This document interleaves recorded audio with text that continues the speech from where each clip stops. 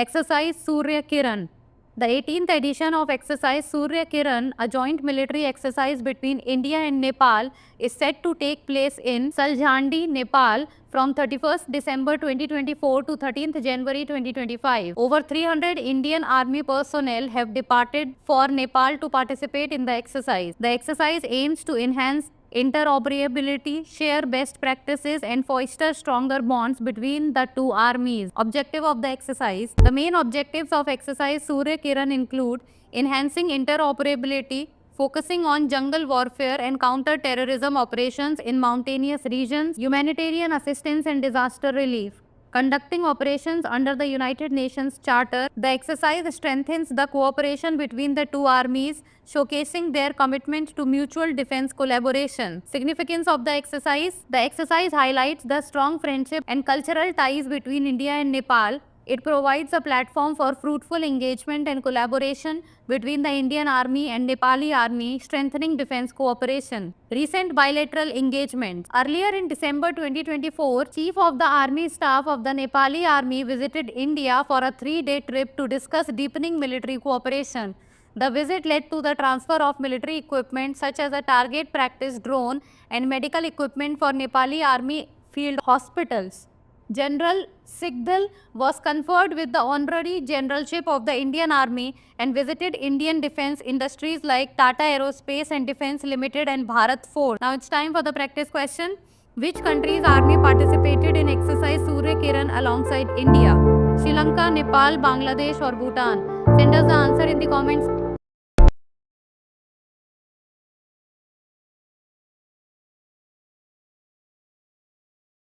Indian scientists, following a successful lunar mission, Chandrayaan-3, are now gearing up for a deep-sea exploration endeavor known as Project Samudrayaan.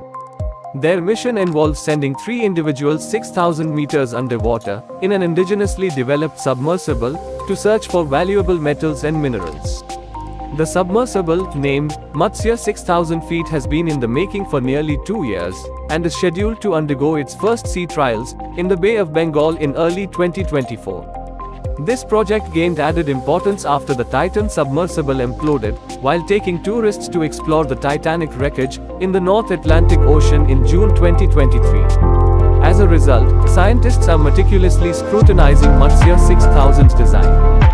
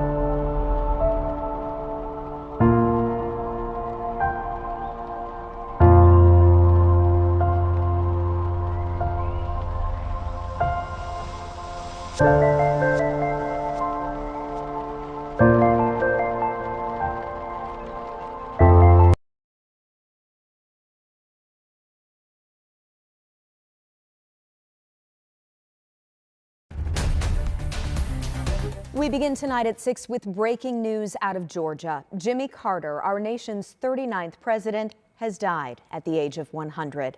Carter was the longest living former president in U.S. history and a Nobel Peace Prize winner for his human rights work around the world. His son, Chip Carter, confirms the former president died in his home this afternoon. He'd been in hospice care since February of 2023. Carter was elected president in 1976. His term in the White House was highlighted by forging peace between Israel and Egypt. but it was overshadowed by the Iran hostage crisis. Now, post-presidency, Carter built a reputation as a global humanitarian and a champion of democracy. He's survived by his 4 children, 11 grandchildren, and 14 great-grandchildren. Tonight, Lester Holt will share an in-depth remembrance of President Carter. That's tonight at 6:30, and then tonight on 13 News, we will take a closer look at Carter's life and legacy.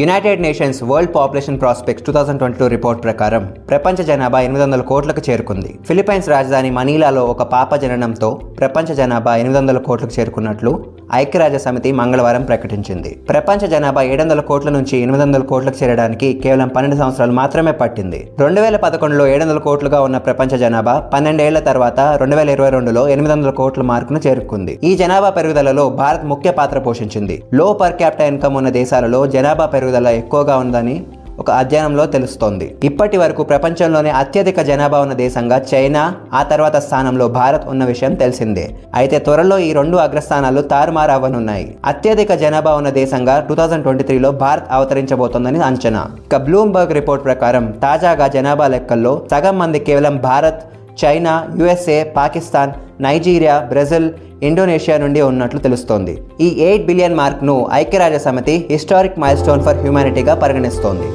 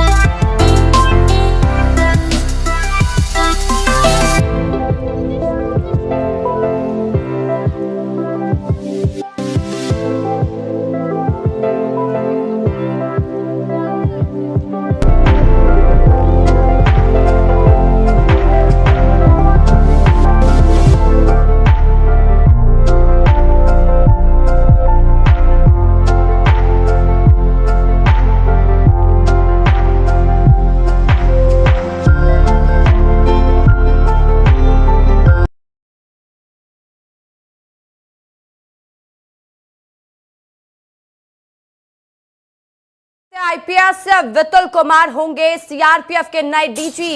गृह मंत्रालय ने आधिकारिक सूचना जारी कर दी है। 1993 batch के UP cadre के आईपीएस अधिकारी हैं वितुल कुमार। इस वक्त की बड़ी जानकारी, आईपीएस वितुल कुमार अब सीआरपीएफ के नए डीजी होंगे।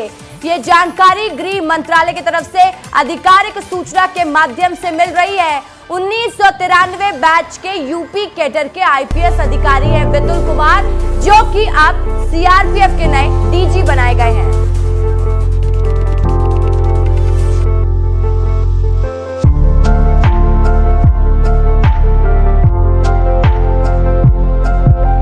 భారతదేశంలోని ముఖ్యమంత్రుల ఆస్తుల విలువెంత? 31 మంది సీఎంలలో ఎవరు రిచెస్ట్? ఏ సీఎం ఆస్తులు ఎన్ని తెలుసుకోవాలనుందా? మరెందుకు ఆలస్యం, పదండి ఆ వివరాలపై పొలకేద్దాం.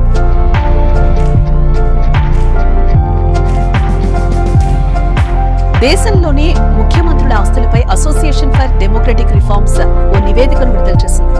మొత్తం ముఖ్యమంత్రుల సంపద 1630 కోట్లుగా పెంచింది. అయితే దేశంలో ఆంధ్రప్రదేశ్ ముఖ్యమంత్రి చంద్రబాబు నాయుడు 931 కోట్ల ఆస్తులతో భారతదేశపు అత్యంత రిచెస్ట్ సీఎం గా ఉన్నారు. చంద్రబాబు నాయుడుకు 10 కోట్లకు పైగా అప్పులున్నాయని నివేదిక పేర్కొంది.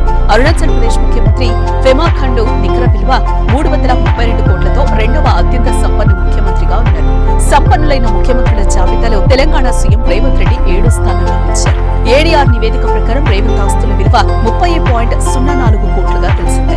అదే సమయంలో రేవంత్ రెడ్డికి 1.3 కోట్ల అప్పులు కూడా ఉన్నట్లుగా నివేదికలో పేర్కొన్నారు. పశ్చిమ బెంగాల్ ముఖ్యమంత్రి మమతా బెనర్జీ కేవలం 15 లక్షల ఆస్తులతో అతి తక్కువ సంపద కలిగిన ముఖ్యమంత్రిగా నిలిచారు. జమ్మూ కాశ్మీర్ ముఖ్యమంత్రి ఉమర్ అబ్దుల్లా 55 లక్షల ఆస్తులతో జాబితాలో రెండవ అతి తక్కువ సంపన్న సీఎం కాగా, కేరళ ముఖ్యమంత్రి పినరయి విజయన్ 1.18 కోట్ల రూపాయల ఆస్తులతో మూడవ అతి తక్కువ సంపన్న సీఎం గా ఉన్నారు. యూపీ సీఎం యోగి ఆదిత్యనాథ్ కు కోటి రూపాయల ఆస్తి ఉన్నట్లుగా నివేదిక వెల్లడించింది. Rajasthan CM Bhajanlal Sharma, Delhi CM Atishi, Bihar CM Nitish Kumar, Punjab CM Bhagwant Mann కూడా కోటి రూపాయల ఆస్తులను కలిగి ఉన్నారు. మహారాష్ట్ర సీఎం దేవేంద్ర ఫడ్నవీస్ 13 కోట్లు, గుజరాత్ సీఎం భూపేంద్ర పటేల్ 8 కోట్లు, ఛత్తీస్గఢ్ సీఎం విష్ణుదేవ్ సాయికి 3 కోట్ల ఆస్తులు ఉన్నాయి. ఆస్తుల విలువలతో పాటు కేసుల వివరాలను కూడా అసోసియేషన్ ఫర్ డెమోక్రటిక్ రిఫార్మ్స్ ఓ నివేదికను విడుదల చేసింది. 13 మంది ముఖ్యమంత్రులపై క్రిమినల్ కేసులు ఉండగా 10 మందిపై హత్యాయత్నం, కిడ్నాప్, లంచం, క్రిమినల్ బెదిరింపులకు సంబంధించిన కేసులు కలిగి ఉన్నారు. కేసులు కలిగిన సీఎంలలో రేవంత్ రెడ్డి, చంద్రబాబు ఉన్నారు. దేశంలో కేవలం 2 మహిళలు మాత్రమే ముఖ్యమంత్రులుగా ఉన్నారు. వారు పశ్చిమ బెంగాల్ కు చెందిన మమతా బెనర్జీ, ఢిల్లీ ముఖ్యమంత్రి అతిషి 38 ఏళ్ల అతిషి దేశంలోనే అత్యంత పిన్న వయస్కురాలైన సీఎం కూడా. 77 ఏళ్ల విజయన్ దేశంలోనే అత్యంత వృద్ధ ముఖ్యమంత్రి. గతంలో సీఎం గా జగన్మోహన్ రెడ్డి ఉన్న సమయంలో ఆయన కూడా దేశంలో రిచెస్ట్ సీఎం గా ఉన్నారు. ఇప్పుడు చంద్రబాబు కూడా అత్యంత సంపన్న సీఎం గా ఉండటం విశేషం.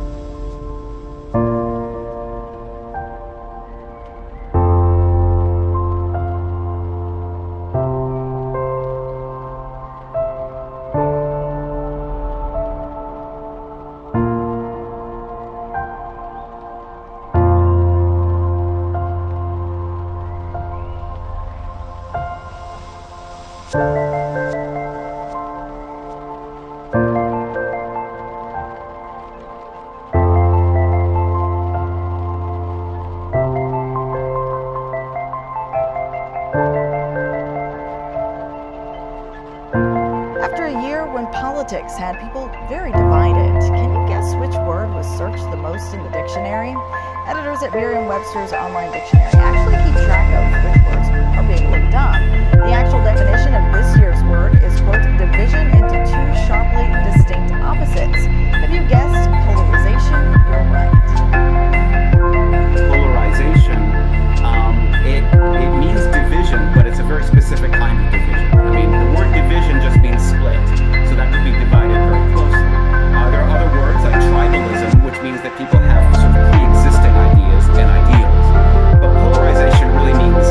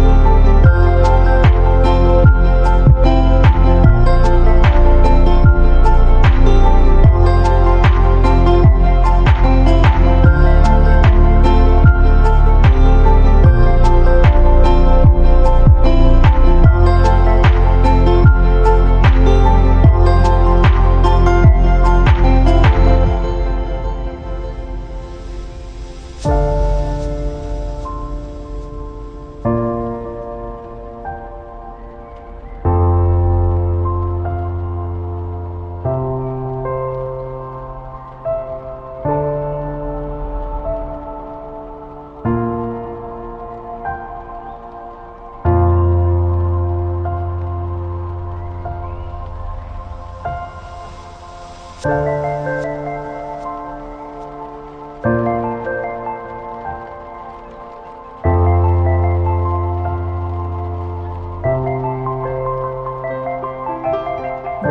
స్పేడెక్స్ మిషన్ను శ్రీహరికోటలోని సతీష్ ధావన్ అంతరిక్ష కేంద్రం నుంచి ఇస్రో ప్రయోగించబోతోంది.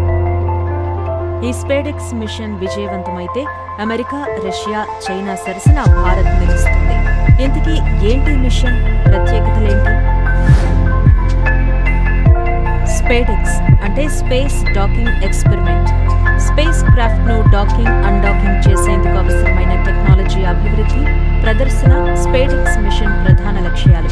విజయవంతంగా డాక్ చేయడం, డాక్ అయిన స్పేస్ క్రాఫ్ట్ల మధ్య ఎనర్జీ ట్రాన్స్ఫర్, అన్డాక్ అయిన తర్వాత పేలోడ్లను ఆపరేట్ చేయాలని భావిస్తున్నారు.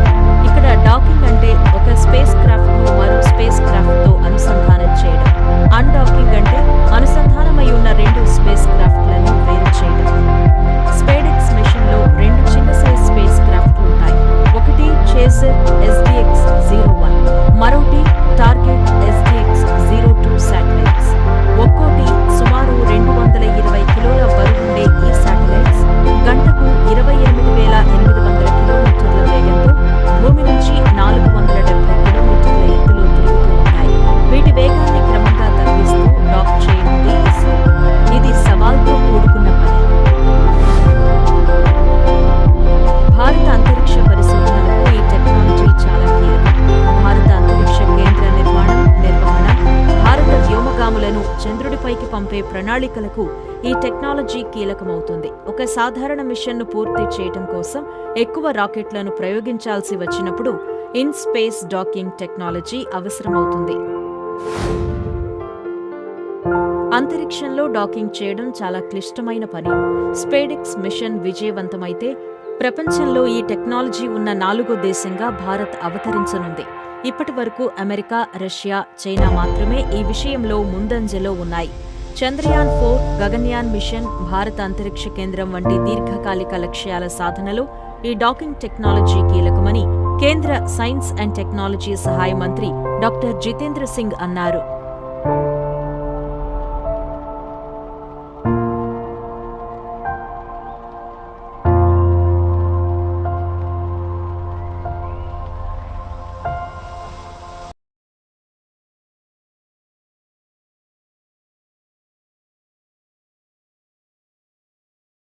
Facing criticism from the government over Reserve Bank of India's focus on controlling inflation rather than prioritizing growth, the newly appointed RBI Governor Sanjay Malhotra addressed these concerns on Monday.